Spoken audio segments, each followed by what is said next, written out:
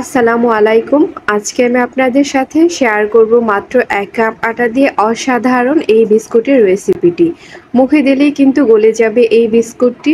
বিকেলে নাস্তায় বা চায়ের সাথে এই বিস্কুটটি আপনারা তৈরি করে খেতে পারেন। খুবই ক্রিস্পি কিন্তু এই বিস্কুটটি।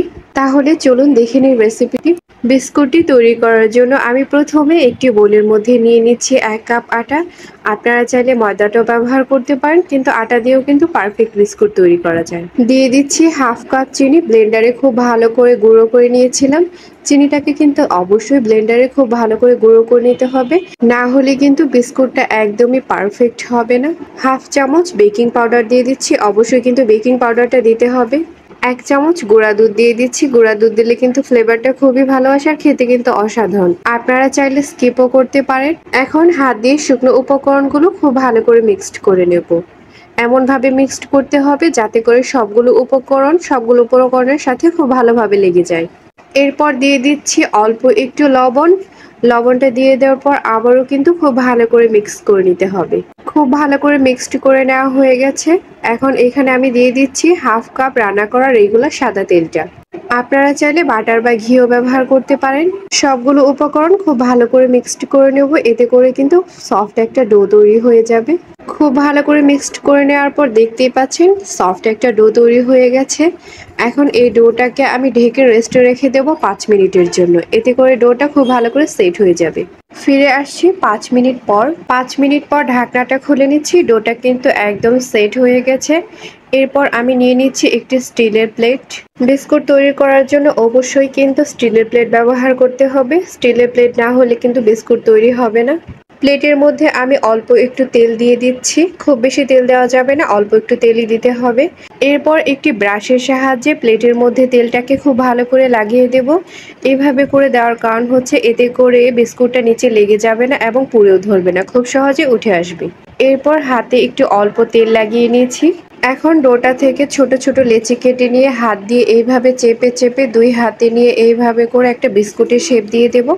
আমি ঠিক যেভাবে দেখাচ্ছি আপনারাও কিন্তু বিস্কুটের এইভাবে করে শেপটা দিয়ে দেবেন। আপনাদের বোঝার সুবিধার্থে আমি আরও একটি বিস্কুট আপনাদেরকে তৈরি করে দেখাচ্ছি।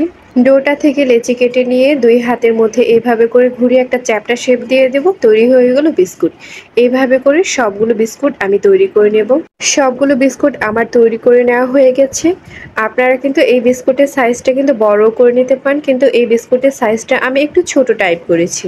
এখন এই বিস্কুটটাকে আমি খুব ভালো করে ডেকোরেশন করে নেব, এতে করে দেখতেও সুন্দর লাগবে এবং খেতেও ভালো লাগবে।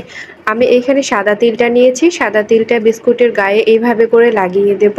সাদা তিলটা কিন্তু দেখতেও খুব সুন্দর লাগে আর খেতেও কিন্তু অনেকটা ভালো লাগে। আঙুল দিয়ে বিস্কুটের গায়ে সাদা তিলটা এইভাবে করে লাগিয়ে দেব, এতে করে তিলটা খুব ভালো করে সেট হয়ে যাবে।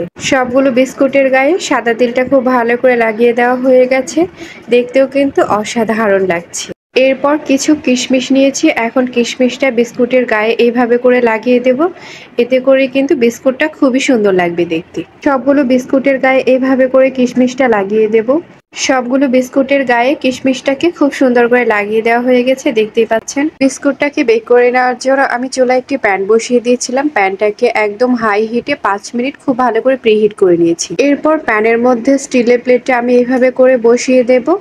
বসিয়ে দেওয়ার পর ঢাকনা দিয়ে দেব। ঢাকনা দিয়ে চুলার আঁচটা লো হিটে রেখে একদম ৫০ মিনিটের জন্য রেখে দেব। ৫০ মিনিটের আগে কিন্তু ঢাকনাটা খোলা যাবে না। ৫০ মিনিট হয়ে গেছে, এখন ঢাকনাটা খুলে নিচ্ছি। মাশাআল্লাহ, আমার বিস্কুটগুলো কিন্তু একদম পারফেক্ট হয়েছে। এখন এই বিস্কুটগুলো কিন্তু খুবই নরম, তাই এগুলোতে কিন্তু হাত দেওয়া যাবে না। এগুলোকে ঠান্ডা করে তারপর নামাতে হবে। প্যান থেকে বিস্কুটগুলোকে নামিয়ে খুব ভালো করে ঠান্ডা করে নিয়েছিলাম। এখন একটি ছুরির সাহায্যে এইভাবে করে বিস্কুটগুলোকে তুলে নিচ্ছি। দেখতেই পাচ্ছেন বিস্কুটগুলো ঠিক কতটা সহজে উঠে আসছে। ঠিক এইভাবে করে সবগুলো বিস্কুট আমি তুলে নেব। সবগুলো বিস্কুট একটি প্লেটের মধ্যে তুলে নেওয়া হয়ে গেছে। দেখতেই পাচ্ছেন বিস্কুটগুলো ঠিক কতটা সুন্দর লাগছে। এখন একটি বিস্কুট আপনাদেরকে ভেঙে দেখাচ্ছি।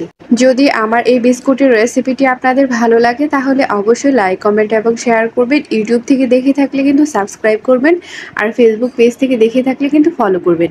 আর আমার এই ভিডিওটি দেখার জন্য আপনাদের সবাইকে অনেক অনেক ধন্যবাদ।